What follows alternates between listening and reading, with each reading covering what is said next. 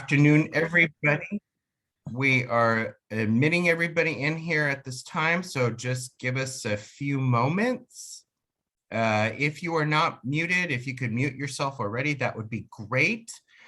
And if you have any questions, please go ahead and put those in the chat and we will go ahead and we will get to those after our presentation today. And I'll go ahead and mute. Okay, Bill, I'll mute. Sandy, you're on. Okay. Just want to make sure everybody else is muted. Perfect.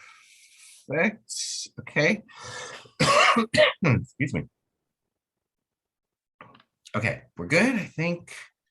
Sandy, if you can also watch if other attendees come in, you can let them in. Perfect. All right, well, we'll go ahead and we'll get started. We really appreciate you being all here today. My name is Robert Robledo, and I'm your executive director here at the Rental Housing Association of Southern Alameda County. Welcome. Wow, I've already completed a whole year at this organization, and I really haven't got to meet a lot of you. So I'm hoping we can change that in 2022. But stay tuned. I encourage you to watch your emails that we send out on behalf of the organization. They're chock full with information. We'd also like to encourage you to attend other upcoming events. You can see those on our RHA website under calendar, and I'll talk about more details later after our presentation. But I want to, and I'm very excited and honored to be introducing Dave Bonaccorsi. He is a partner with Bernard Bagley and Bonaccorsi LLP. The interesting fact when I was looking at David's background is that David used to be a past councilman member on the city of Fremont, which I did not know, David. So that was very exciting. I have a few friends over there on that council. So awesome to see. And we're also appreciative and really appreciate your partnership with Rental Housing Association. You are one of our preferred industry partner of Rental Housing Association. So with that, I'm going to go ahead and turn this over to you, and I'm going to start your PowerPoint, and we'll go from there. Thank you very much. Welcome. This is a returning engagement post-pandemic. I was invited on September 16th of last year, and many things have changed, but as you're going to learn today, we're in Alameda County, so many things happened, and I'll address that. So my focus is going to be on the Alameda County eviction ban, and we'll go with the first slide, Robert. Back in March 16th, early on with the pandemic, the governor authorized or enabled local counties and cities to enact their own rental eviction ban moratoriums, both residential and commercial. And he subsequently renewed that authority. Before that, before the pandemic, cities were limited to rent caps and just cause eviction, but not the timing of whether there could be or evictions or repayment schedules. Since September 1st of this year, statewide, the state legislature got involved in regulating eviction ban moratoriums for residential only, and the cities and counties were free to enact their own commercial moratoriums up through September of this year. So we're going to have the county, we're going to have the divide between residential commercial, we're going to have the divide between statewide rules and our local moratorium, and I'll explain in a minute why that's still around. Next slide, please. Makes sense. No, I didn't understand what he said, but I think he said no evictions. And Robert, when I'm going through, there may be some slide material here, which for the sake of brevity, I may just slide through quickly without reading it or talking about it. But I will make it available to the members if you wish at the end of the presentation.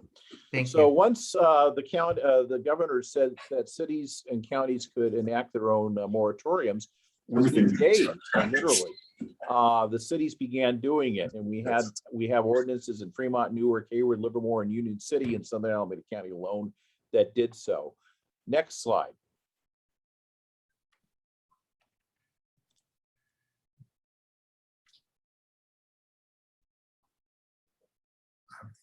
You office. muted me, Robert, accidentally, but the next slide. The next slide. Sorry. Yeah, Sorry. Okay. in Sorry about that, September- David. Let's go back. You skipped ahead. In September, so there we go. In September of 2020, the first statewide legislation was enacted regulating residential eviction ban moratoriums. It's called CITRA short, and then it was extended in SB 91 in February, March of this year. And the current law that was enacted on June 28th of this year was AB 832. It's still the law in place. And it really did two things. One, it extended the moratorium through September 30th. And then there's a tail on that that extends all the way to March 2022, where landlords, before they're able to evict tenants based on non-payment of rent, still need to work with the tenants in trying to secure stimulus money or other sources of rent relief assistance. That's the statewide rule. But why are we talking about the Alameda County moratorium still? If that's the statewide rule, why don't we just have one on AB 832? And I've given that seminar, but here in Alameda County, we're special. When the state intervened, they allowed certain ordinances to remain in effect if they were enacted before August 19th of 2020. Our county moratorium that applies throughout the entire county, not only the unincorporated areas, but to the cities, was enacted before August 19th, 2020. So it survives and it reemerges as the key go-to moratorium for any tenants that are residing in Alameda County. Santa Clara County made the mistake, or whatever, maybe not a mistake, but just in timing, had enacted a new moratorium on August 25th. It missed the deadline. So if you're in Santa Clara County and have a tenant there, the statewide rules approach are the ones that are in place. Next slide, please.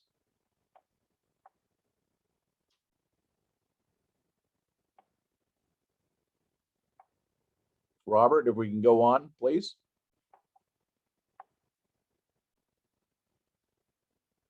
And hold on just a moment, David.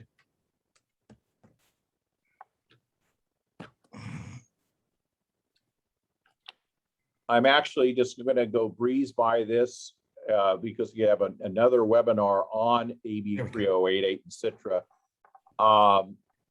But I've already kind of summarized it. There's a whole schedule under the state law for what landlords could collect from tenants during that period of time, but that doesn't apply in Alameda County, as we will explain. And even going forward, you're going to, as I said, you're going to have to show the court that you made good faith efforts as a landlord to recoup rental assistance.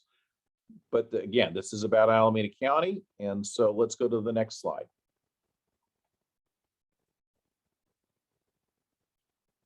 Okay. Most county ordinances apply just to unincorporated areas. So when the Board of Supervisors meets in Oakland and they pass resolutions or ordinances, it might apply in Castro Valley and Sonoma, which are unincorporated, Cherryland. But because of the health and safety crisis on March 31st, the county extended their ordinance to apply in Fremont, Union City, every city in the county. But even as the statewide eviction ban ended on September 30th, the moratorium to prevent landlords from evicting tenants for non-payment of rent still remains in effect in Alameda County. It wasn't replaced or preempted by state law. Next slide.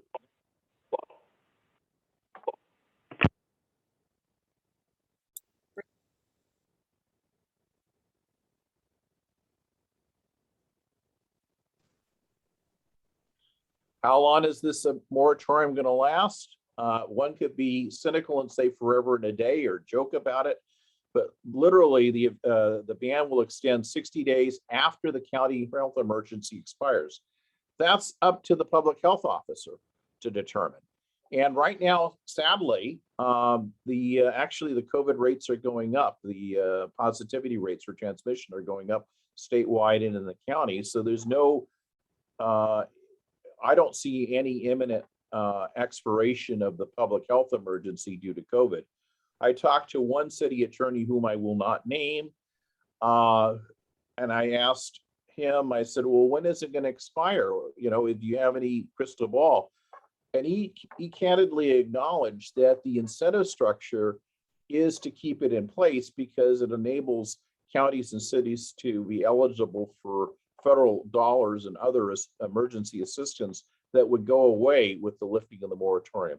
So you have an alignment of dollars and really what is something that I try to explain to landlords that is not something that landlords really want to hear, but they need to understand this, that yes, right now, the effect of these moratoriums favors or rewards a non-paying tenant who may otherwise theoretically be able to pay, but claims that they can't. There's a whole swath, a whole tranche of tenants who truly have suffered due to COVID-19. But the overarching rationale for these moratoriums is you don't want mass dislocation of tenants that may cause an increase in infection rates as people are trying to find other housing or may be unhoused. So as long as this moratorium, as long as we have a public health emergency determined by the county, until that ends, when you hear that ending, I'm sure Rental Housing Association will let you know right away, because then you'd have to wait another 60 days before you begin going back to whatever the law is in place at that time, and it may likely extend beyond the expiration of the statewide laws that expire in March of 2022. Who is eligible in Alameda County? Tenants who have suffered a qualifying loss, meaning a substantial loss of income or out-of-pocket medical expenses, or extraordinary child care. The extraordinary child care element is probably gone by the wayside as a rationale because schools are now open. When parents had to remain at home because their children could go to school, that forced parents that had to go to work to have to hire child care for their children. Next slide. Yes. Next slide. What happened to all these cities that I mentioned? I had a roster of Southern Alameda County cities that have their own ordinances. The county created its own preemption, the same way that statewide law was supposed to preempt city and county ordinances, except ones that have been enacted before August of 25th or August 19th, 2020. In the same way, the county has stepped in and is the only rule or law in the county in terms of eviction bans. The cities had an option to opt out by demonstrating that they met the minimum standards of the county ordinance and went beyond that. In Southern Alameda County, no city has done so. Oakland takes the position that it has its own moratorium, but I don't want to discuss the Oakland moratorium. I'm not versed in it, but they apparently may have opted out or done something where the county says Oakland can have its own even more stringent, more tenant-friendly eviction ban moratorium. Next slide, please. There are exceptions, and this is important that there are some exceptions that are really relevant and may provide a basis for a landlord to be able to remove a tenant from the property. If you're trying to remove the property from the market to sell it, you're getting out of the rental market. You say, I have my second home. I have the prices are at historic highs.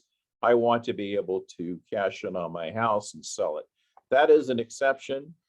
They talk in terms of the Ellis Act, which is a complicated process that enables cities to have relocation assistance and certain delays and certain notices. To my knowledge, there is no city in Southern Alameda County that has enacted its own Ellis Act legislation. So you simply indicate in your notice of termination, and I'll talk about that later, that you are exercising an exception under the ordinance because you want to remove a tenant due to removing the property from the rental market for sale.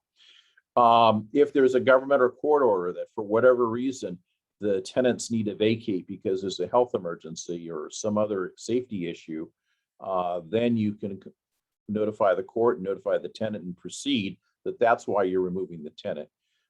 The third one that has come up often is if there is imminent threat to health and safety, where a tenant may be engaging in criminal activity or other nuisances that affect the surrounding community or the surrounding number of tenants. But you can't use the fact that you think or the tenant actually has COVID-19 as a basis.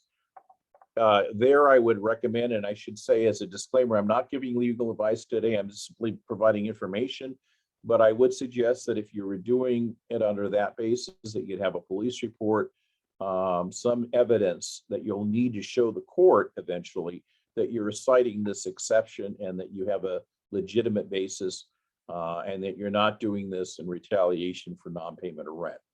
Next slide. The county ordinance also specifies the type of termination notice you should use. In the old days, sending out a 30-day notice or 60-day notice won't work now. And even if in theory you can evict somebody on a 60-day notice if they've been there for longer than a year, you can't use a standard form. You need to actually use the language within the county ordinance in 12-point type that advises the tenant of the existence of the ordinance. And then in coordination with what the county is doing, the court system back in March of 2020 and continuing forward has issued an emergency rule 1.8 that addresses various new rules based on the pandemic, but also includes in specifically a rule for unlawful detainers, and they amended that as recently as September 30th, 2021. Next slide. Alameda County Superior Court Rule 1.8A. You again have to show the court that the county ordinance is not doesn't prohibit your unlawful detainer action. You must have a declaration under oath showing the exceptions that again parallel the exceptions under the county ordinance. Health and safety related necessity or other exception. Proposed order, you have to show the court permitting for filing and then contact information. And you have to do that again if you're trying to submit a default after you've served the tenant and they haven't answered. Court may require a prove-up hearing in its discretion before issuing summons or the entry of default with a notice to all parties. In practice, my experience so far has been with the commercial evictions.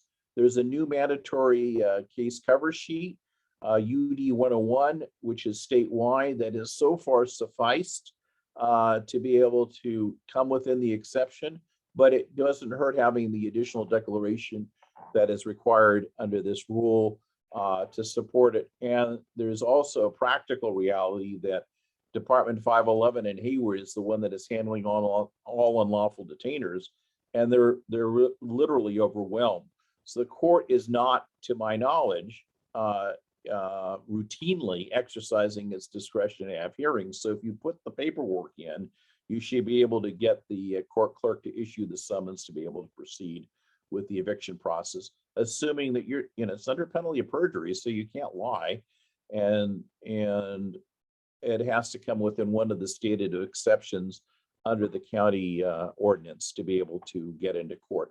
And if you go in with a traditional, well, I served a 3-day notice to pay rent or quit, and they didn't pay, as if the pandemic had never happened and the county ordinance had never happened, you're not going to be able to get into the courthouse doors. And this is where the county is different. Again, I know it's frustrating for you. You can begin doing that process in Santa Clara County as of November 1st, and in other counties that are not subject, or other cities that are not subject to a local moratorium, because those were preempted by the state law. Again, and the takeaway here in Alameda County, they're not preempted. You got to follow the county moratorium. Next slide, please. Back to a tenant who is a qualifying tenant who cannot be evicted. There is an obligation on the tenant's part to communicate with the landlord why they're not paying rent. And there's a series of things that they can show to document why they have not paid rent and how they have had a substantial loss. A letter from an employer or other income source showing termination, reduced hours or pay, an employer pay stub, bank statements, documentation of increased out-of-pocket medical expenses if somebody is suffering from COVID. The school closure issue is a moot issue. It's still in the ordinance because the school closures and child care facilities are now available. Shelter-in-place rules that have been in place have been lifted about 10 or 11 months ago. When do they have to show it to you? Well, now the first rule, I think, applies only 45 days after landlord request or 30 days after SPI, SIP, shelter-in-place order, whichever is later. There is no shelter-in-place order in effect, to my knowledge, at all of any kind that would qualify under the ordinance. So they have to give it to you within 45 days. What if they don't?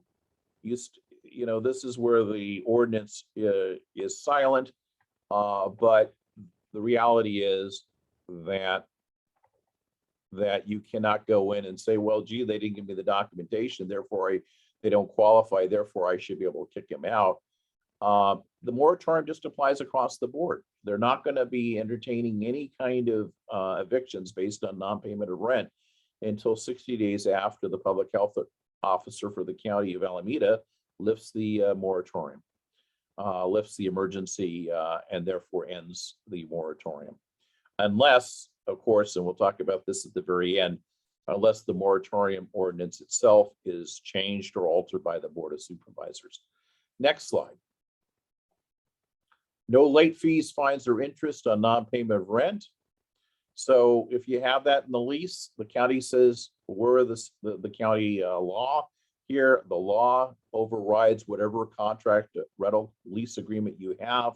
So you can never, it's just the principal amount of the amount that's due on the lease. You can't ever impose late charges, no matter how long the delay during this pandemic period, during this moratorium period.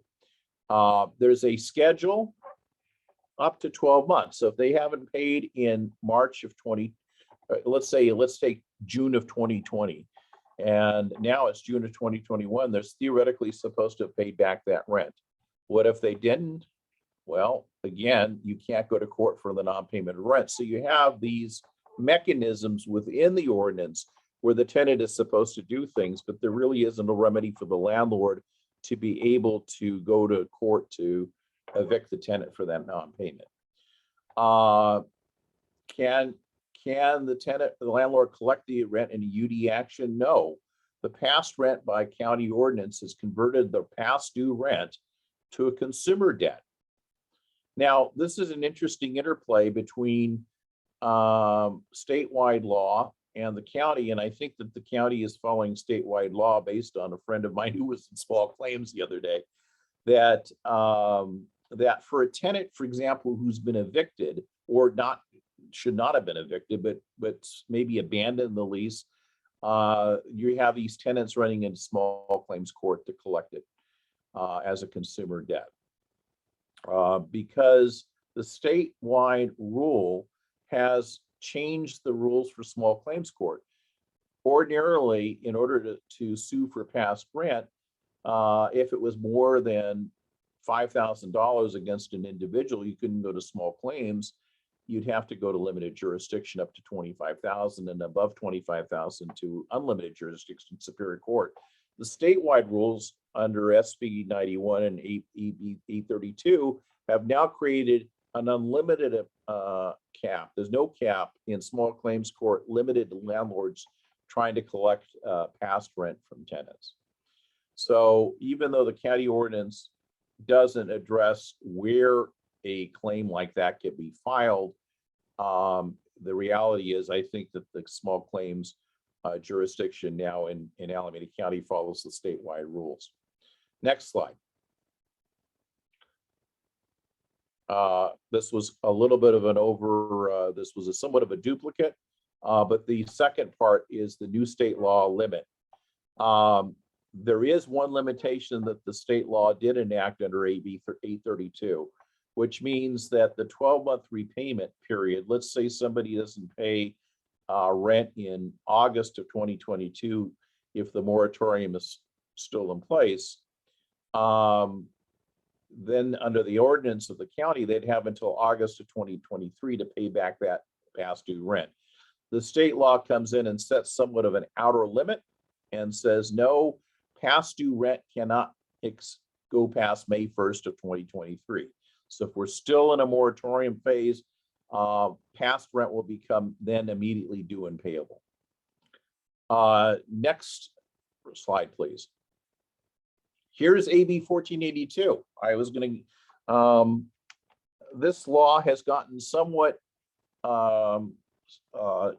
submerged by all of the new laws during the pandemic. It became effective on January 1st, 2020. I know that I gave a presentation with Bill Mulgrew with the Bay East Association about AB 1482 before the pandemic, and I gave another one in February of 2020, a month before the pandemic, to another organization, and then we had the pandemic hit in March of 2020. But AB 1482 is a significant change in the law, creating statewide just cause eviction and rent caps for most properties in California, where there's not already in place a local ordinance that is at least as strong, if not stronger, on either just cause or rent caps, rent control. So in Union City, for example, there is a just cause eviction statute, and there is one in Hayward that applies. But if you're in Fremont, we never enacted any kind of just cause eviction or rent caps or rent control. Although when I was on council, there was an effort to do so, and we strengthened our mediation, reconciliation efforts to try to resolve it through that method rather than through imposing rent caps. So in Fremont, if you've got a tenant in Fremont, and AB 1482 is now something you need to pay attention to, and frankly, you need to pay attention to wherever your property is located because it has certain implications for you. No fault just cause, they created two kinds of just cause, no fault and at fault. Again, no fault just cause includes removing property from the rental market. So here, AB 1482 aligns with our Alameda County ordinance as an exception to the ordinance of evictions. That is the basis where you can remove tenants. It also includes demolition or substantial remodel, but it's not just, well, I want to, do a kitchen remodel, or I want to pull out some permits and add a room here. That was true under the original AB 1482, but statewide law has really limited that exclusion to anything that was required by a governmental order for health and safety purposes only. So it's effectively eliminated that as an exception under AB 832, as long as AB 832 is in effect. At fault includes non-payment of rent or violation of some other covenant. But again, if it's for non-payment of rent in Alameda County, that cannot be a basis for evicting a tenant. And then they create a rent cap, which is applicable, which is no more than 5% plus change in the cost of living, or 10%, whichever is less. In the first year that this ordinance was in effect, beginning in 2020, the CPI locally was 4.1%. So in a 12-month period, you could not increase rent more than 9.1%. With some inflationary pressures happening, I haven't checked it. It may be now that the 10% is the lower amount, and that the 5% plus CPI might be higher than 10%. And you can't do any more than 2 increases over a 12-month period. There's a lot of other limitations about who it applies to, but for purposes of today, I just want to mention that you may have property that is subject to AB 1482. Next slide. There are certain properties that are exempt from AB 1482. If you happen to have a rental property that was built where there's something called the certificate of occupancy was issued less than 15 years ago, then AB 1482 doesn't apply. So in 2020, that meant any properties before 2005 or after 2005 were exempt, but it's a rolling 15 years. So now it's any property 2006 through 2020, 21. And next year will be any property from 2007 to 2020, 21. If you live in a duplex and you have a rental in the other unit, then it doesn't apply. And this is the one I think I'm already seeing a chat question here on this. This is an important an exception that may apply to most of you here for AB 1482 purposes. If it's a single family home, condominium, or other planned unit development unit, if the owner is, I'll put it in the negative, if it's not a corporation or a RIT, you're exempt. So if you and your spouse own property, or you and your brother or sister, or you and other private investors, as long as none of you are a corporation, own some rental property, you can be exempt. But this is something in the law that I, as a public policy issue matter, I don't like. There's a gotcha provision, because even if you're exempt, you're not exempt unless you have an addendum that's given to the tenant, to the lease, that says you're exempt, and you check off a box. So if we could show the just cause addendum form that I gave you, Robert, are you able to insert it here? Let me stop sharing the slide presentation and I'll go open that. So give me a few moments. Very Okay. good. If you, I don't know if you want to look at chat questions and maybe answer those while I pull it up. It's up Okay, to you. let's Okay.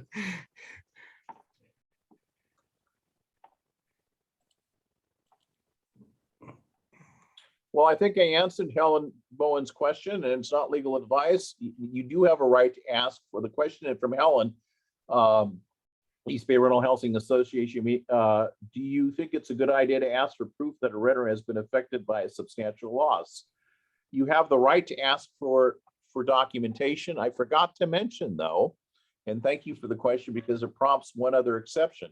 If, for example, the tenant doesn't provide you any documentation in the form of a check stub or bank account statements or anything else that they can voluntarily show you, you can't say, well, I demand that you show me this. If it falls into one of those categories of documentation, the tenant has complied. But if they don't give you anything at all, they can sign a document under penalty of perjury that they've suffered a substantial loss of income and give that to you. So then it becomes a question of veracity at that point for purposes of qualifying in order to be able to allow for repayment. If they provide you nothing at all or claim that they're not eligible for some reason, they're high income and they're just not paying rent, the only difference in the ordinance is that they don't have a right to repayment 12 months from now. But again, you've got two categories or two classes of tenants, neither of whom you can evict during the course of the moratorium, whether they're eligible or not. You cannot go to them and say, hey, all I got from you was a penalty of perjury. I want to see your bank statements or employer records or anything else. That is as an alternative form of documentation that's in full compliance. And the other thing that the ordinance makes clear is that there's a financial right of privacy that still attaches to that. So you can't use it for any other purpose. And it would only be limited to this issue. Are you ready with the slide? I am. I'm going to pull that up now. Okay. Good. All right. Okay. There you go, David. There's the just cause addendum. Thank you. It's a 2-page document, and it goes and summarizes everything I was trying to say and more about AB 1482, how it applies, who's exempt. If you go to the second page, okay, they go through the specific exemptions and keep going down, and you see single family, stop right there. Single family residential property, including condominiums, units, and the planned unit development. This is exempted, but this exemption only applies if the notice below is checked and delivered to the tenant, okay? So see that little box there? Theoretically, you could give this to the tenant, but if you forgot to mark that box, then you haven't claimed the exemption that you're entitled to, which means that you have to follow all of the AB 1482 rules. So what does that mean? That means that if you don't have that to your leases, then you have, even if you're a single family homeowner, currently you have to apply AB 1482. There is some question in my mind, and because the courts have not had appeals, because of the pandemic and the slow eviction rates, haven't seen any published case yet. I've seen the form that the Rental Housing Association has, which differs than this form in that there's no signature block for the tenants, so that if you deliver it and prove that you've given them notice, is that enough? It may be, but the statute talks about an addendum. Typically, when you have an addendum to a lease, I view that as a modification of terms, and that should be signed, as this form seems to indicate from the that I got from the California Association of Realtors, where they have to sign and acknowledge it, okay, as made part of the lease or rental agreement. So there's a tension in the law where, if what happens if the tenant says, well, I don't want to sign it. I don't have a good answer for you at this point, but certainly you have to mark the box. Certainly at a minimum, you have to deliver it. But ideally you'd get your tenant to do that, to sign it. And then Dorothy asked, can you give it along with the termination notice? I've seen that that's being done, but again, the risk that you have can be easily ameliorated, at least in Alameda County, because of this reason. You need to come in with an exception to the Alameda County ordinance. What you already have to include the county language in your notice of termination. So you're already into a statutory framework where you can't just simply give out a 60-day notice. Let me step back. It's too much information. I know I'm giving you too much information right now. Why do you want to be outside of AB 1482 if you're a single, if you fall in within the exception of the single family homeowner that's not corporate owned? You theoretically, you're not, well, in reality, you're not subject to the 10% cap or the CPI plus 5%. There are other statutes and ordinances that cities have passed against rent gouging, so there's an upper limit there that that's beyond the scope of my presentation. You also don't have to put in your 60-day notice any reason why you want to terminate. So Dorothy asked, well, can't we give this in the notice of termination? You can, but in the ones that I'm doing for my residential tenants, for my residential landlords, for tenants in Fremont, I'm going ahead, if they don't have the addendum already in place, I'm putting both the exception to the county ordinance that allows for removal from the rental market, and I'm also putting a no fault just cause reason under AB 1482, because you're going to have a bells and whistles termination notice anyway. So why cover your tracks to say, look, here's the termination. Maybe I didn't have to give you a reason, but I certainly have to give you a reason under the county ordinance. I'll just add another paragraph exempting myself from AB 14, not exempting, but saying that the exception AB 1482 applies because I'm going to sell the property. So yes, you can send the notice along with your termination notice, but that doesn't, you should be protected in the termination notice, so you don't get tripped up and said, well, I just got this notice for the first time. I didn't, I don't see the just cause, no fault reason or AB 1482. And so you're arguing in court as the first step, as a threshold matter, whether AB 1482 applies. And why does that matter? Because if AB 1482 applies and the judge disagrees with a kind of pragmatic solution of giving the just cause addendum with the notice of termination, then they're going to say your termination notice is incomplete and defective.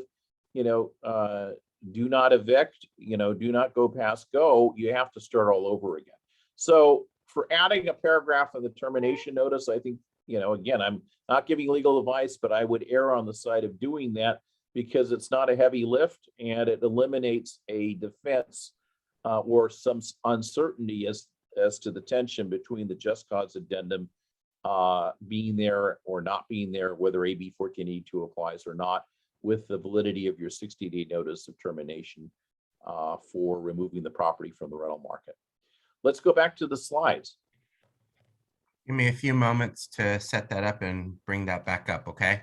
Okay, we're at 1241. Okay. So we're doing pretty good on time. I think I'm almost done with my presentation. So go ahead and light up the chat board. I'll try to answer as many as possible. Next slide, please. Yes. Give me a quick sec. All right. I think we got a couple of slides to go to catch up. Yes. Okay.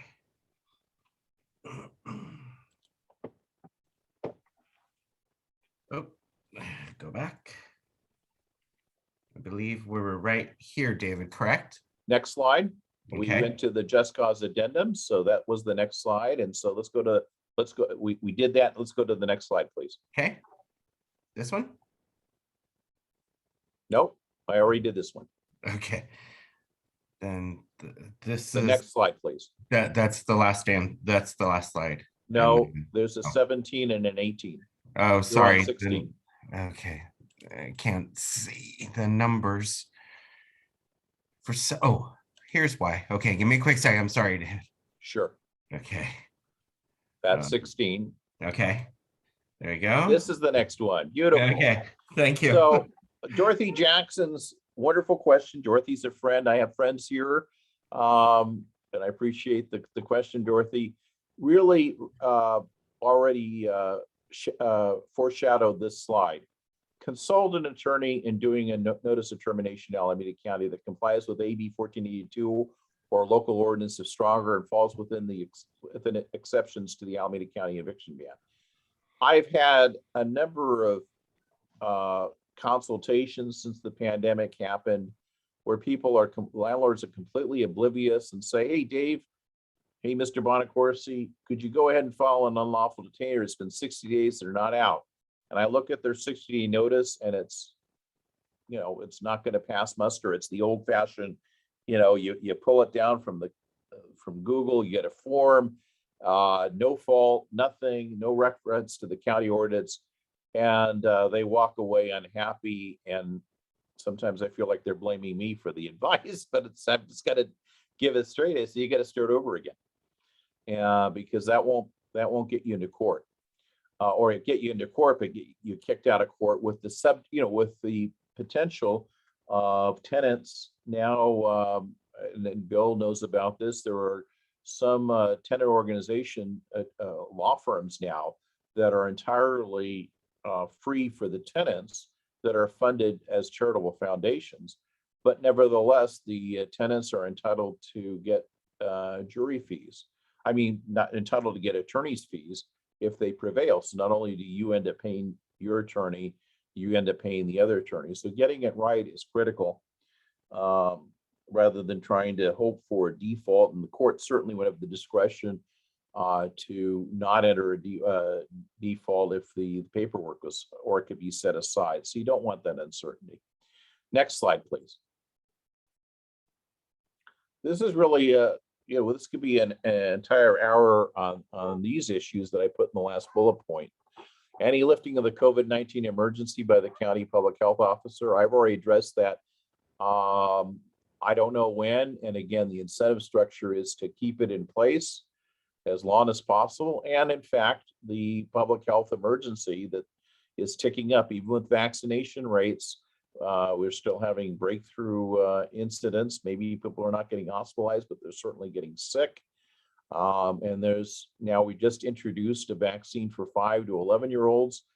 So they're susceptible to carrying the vaccine until they're fully immunized with the vaccine. There's a sad tragedy. Wilma Chan passed away. She was struck by a vehicle walking her dog, a real tragedy, and lost her life a couple of days ago.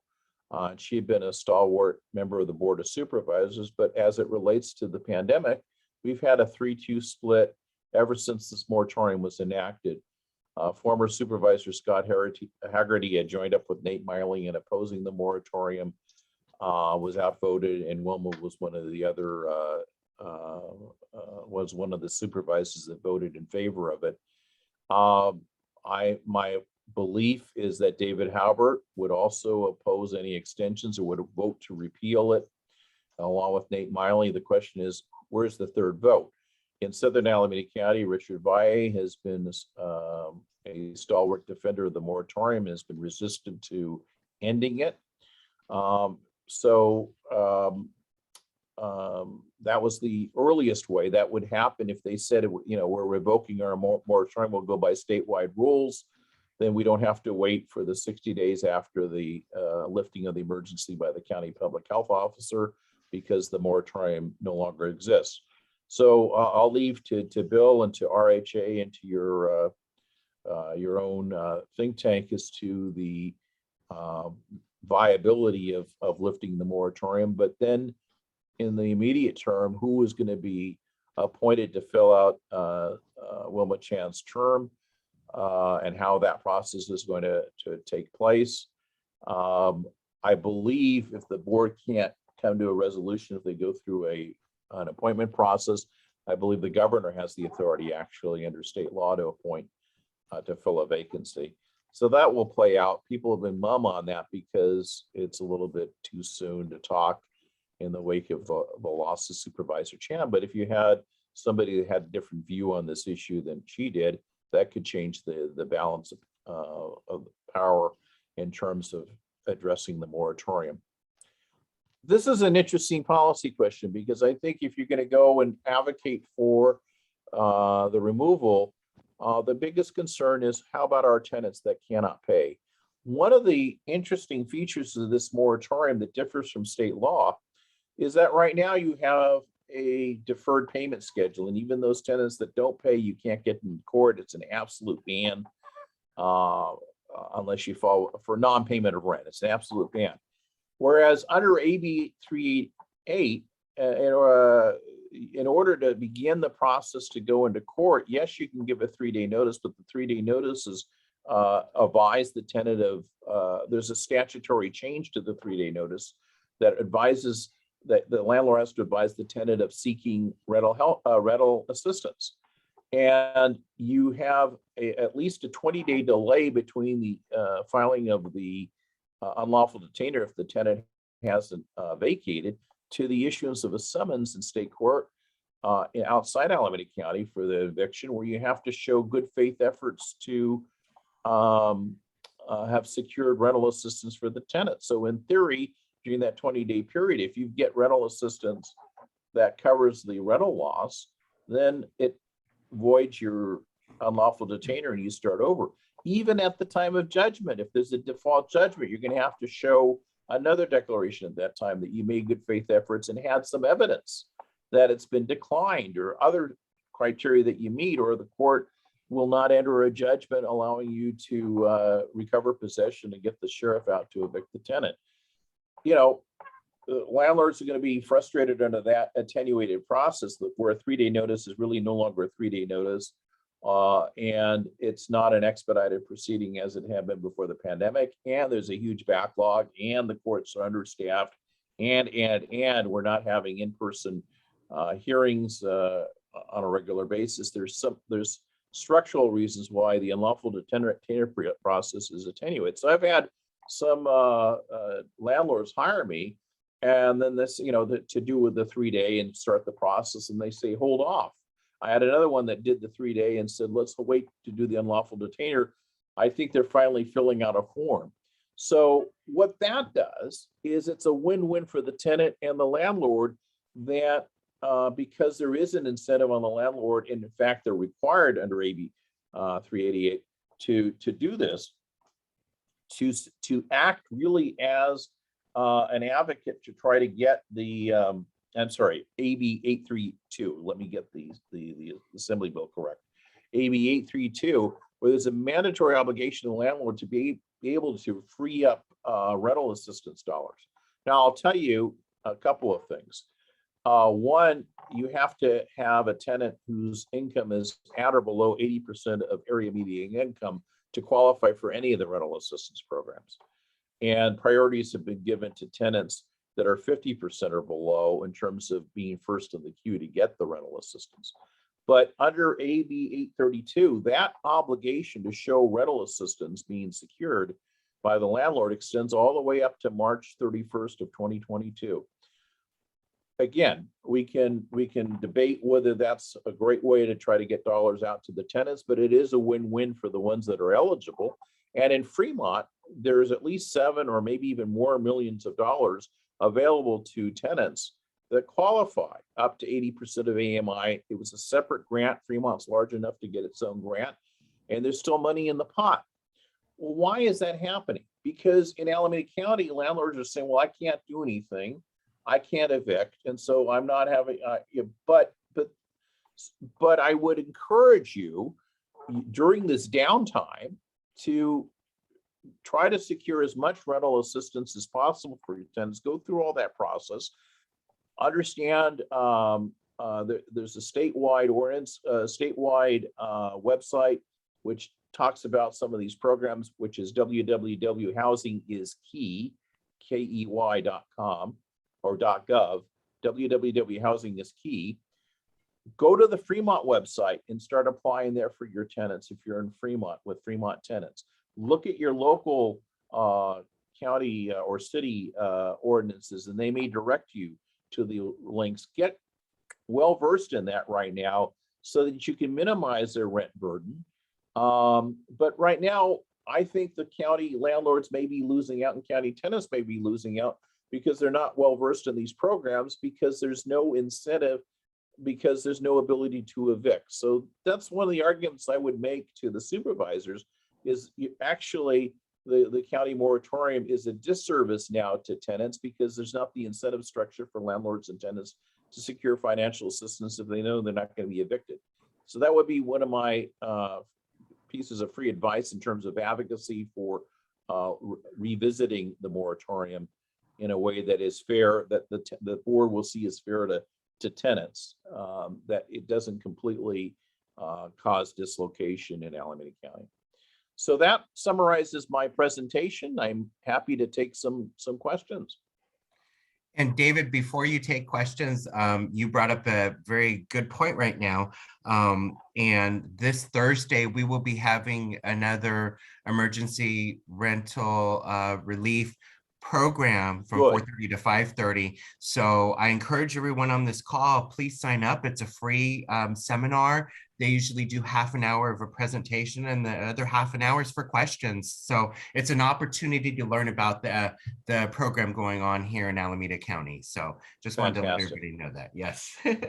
But yeah, David, I know there's some questions in the chat and I directed Sandy to kind of go through those for you and she can read those questions that weren't answered at this time yet.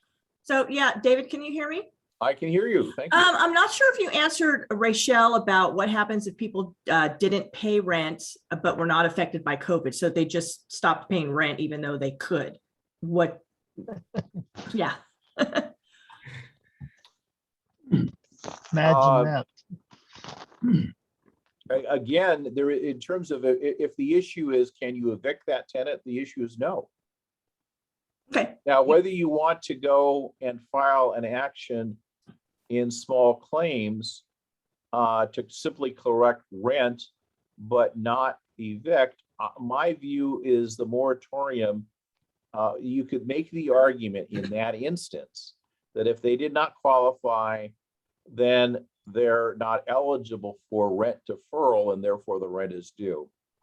My view is that if,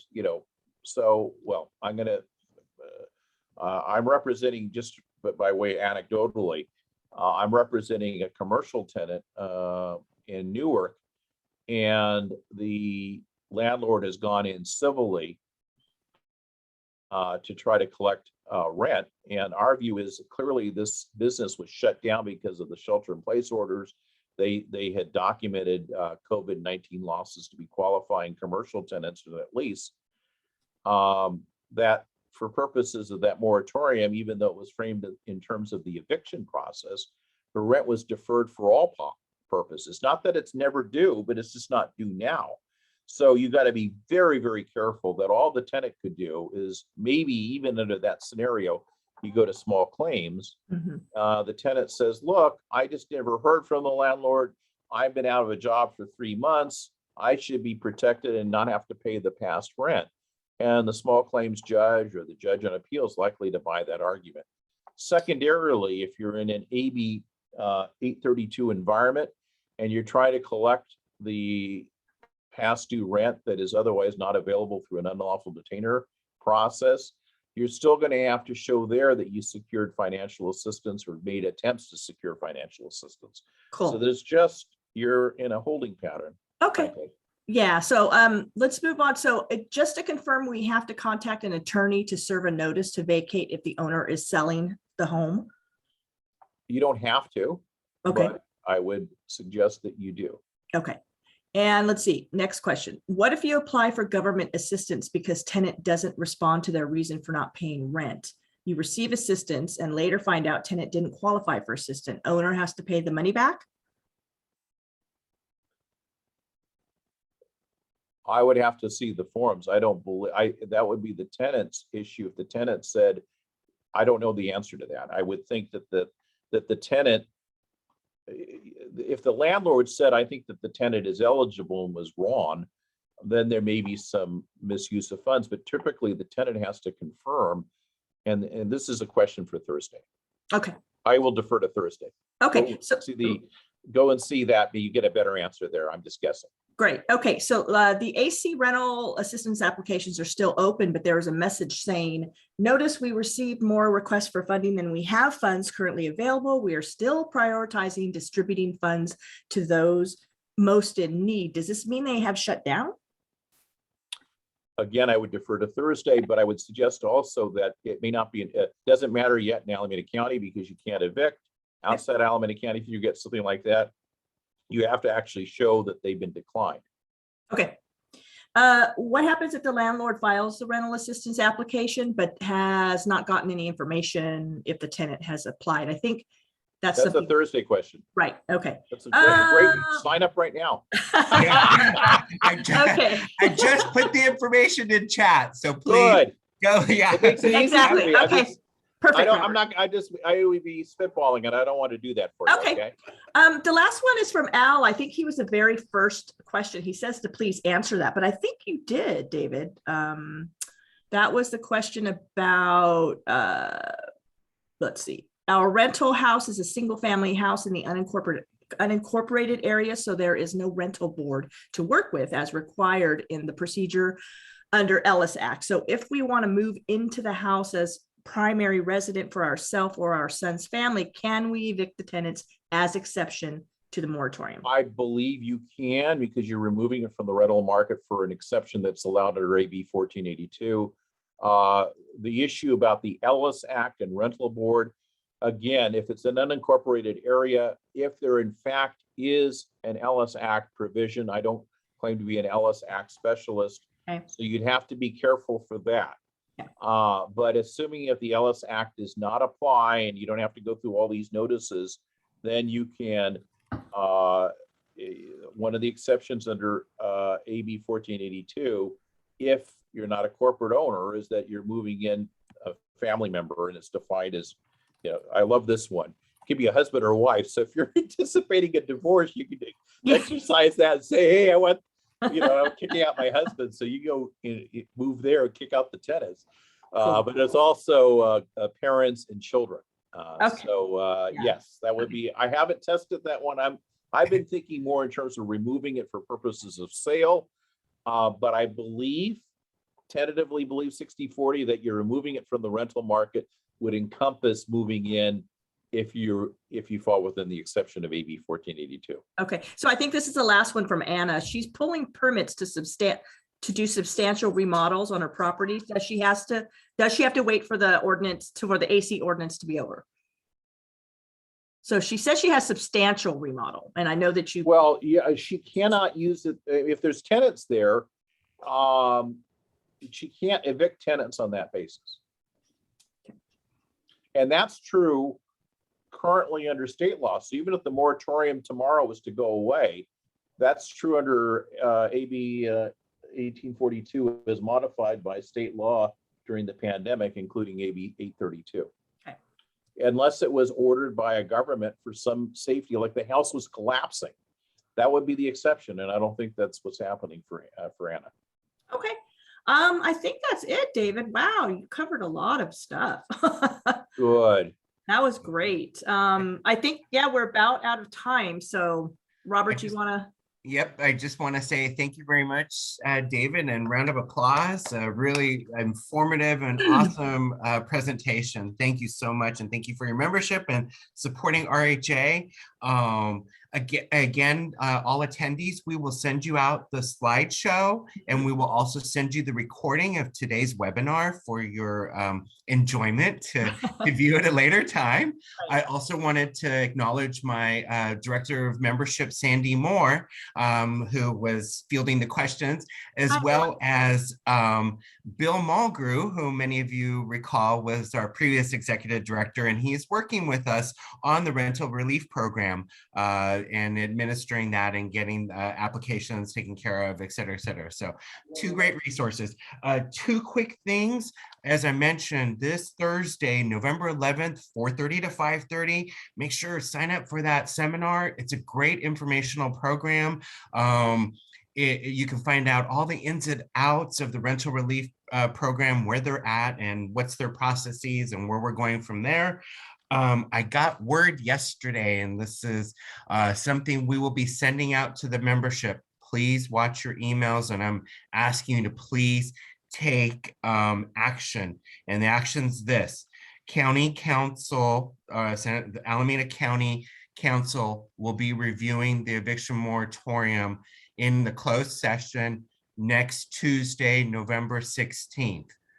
So if we want to uncouple the eviction moratorium from the health emergency, please write your Board of Supervisor members. Tell them that we need to end this eviction. Please uncouple the eviction moratorium from the health emergency. They need to hear from you all. I'm going to send out details on what to do, who to send your letters to, when they need to be in by. RHA could really use your assistance on this. So please Can I make a political comment here, or just a commentary about process, since I know a little bit about that? Again, please, yeah, David, you need to also ask how quickly you're going to fill that seat, because you're going to need 3 out of 4 votes right now. So that's Yes. That's a heavy lift. So yes, thank you. Otherwise, you have a 2-2 tie and nothing happens. Right. I know Bill has a comment on this too. Right.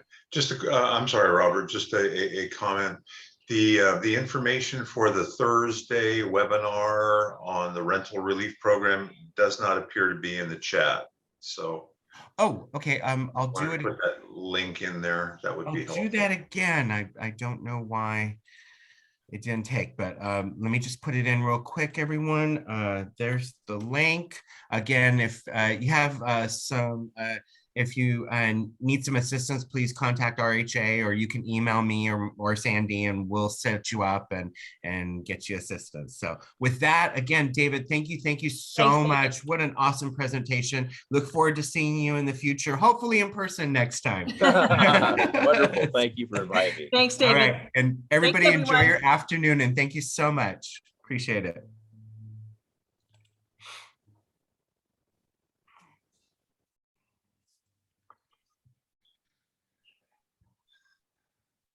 Okay.